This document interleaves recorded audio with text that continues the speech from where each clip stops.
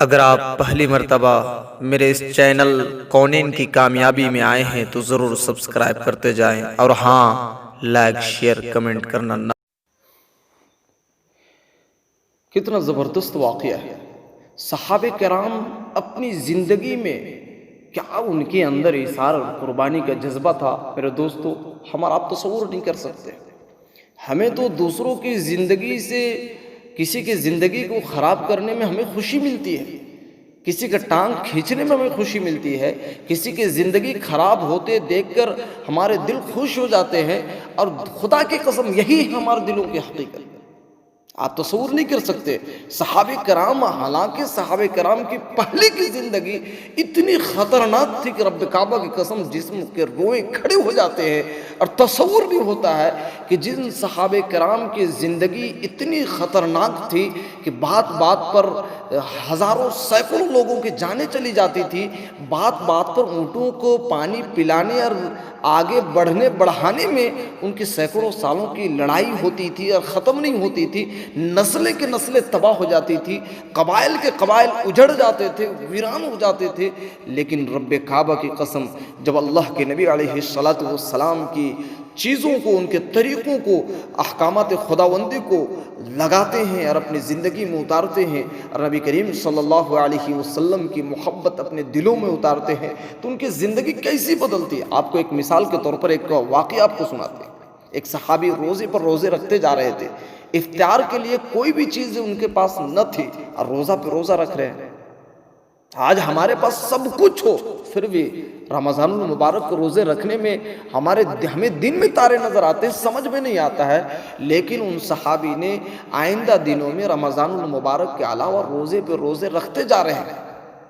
ایک انصاری صحابی حضرت ثابت رضی اللہ عنہ نے ان لوگوں کو دیکھ کر سمجھ لیا کہ ان لوگوں کی حالت اچھی نہیں ہے، اور انہیں کھانے کے لیے ان کے گھروں میں کچھ نہیں ہے، لیکن پھر بھی یہ روزہ رکھتے ہیں۔ لہذا حضرت ثابت رضی اللہ عنہ نے اپنی بیوی سے کہا کہ آج رات میں ایک مہمان کو لاؤں گا، اور اتفاق کی بات دیکھے، خدا کی قسم ان صحابہ کرام کی زندگی کو پڑھنے کے بعد اور سننے کے بعد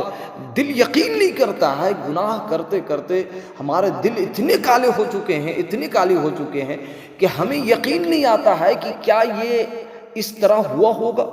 کیا لوگ اس طرح کے بھی کیے ہوں گے، یہ یقین نہیں ہوتا۔ لہذا حضرت ثابت رضی اللہ عنہ کی یہاں بھی کھانے کا نہیں ہے، کچھ بھی نہیں ہے، پھر بھی اپنے ایک صحابی کو، اپنے ایک دوست کو، جن کے گھر میں ان سے کچھ زیادہ فاقہ تھا، ان کو بلا کر لاتے ہیں، اور اپنے بیوی سے یہ کہتے ہیں کہ آج رات میں ایک مہمان کو لاؤں گا، جب کھانا ہم شروع کریں گے تو تم چراغ کو درست کرنے کے ہیلے سے بجھا دینا، یعنی چراغ کو صحیح کرنے کی نیت سے انہیں معلوم ہو کہ تم چراغ کو صحیح کرنے جا رہی ہے، اور وہ سمجھیں گے کہ چراغ کو صحیح کرنے جا رہی ہے، لیکن تمہارے دل میں یہ ہو کہ بھائی ہمیں بجھانا ہے۔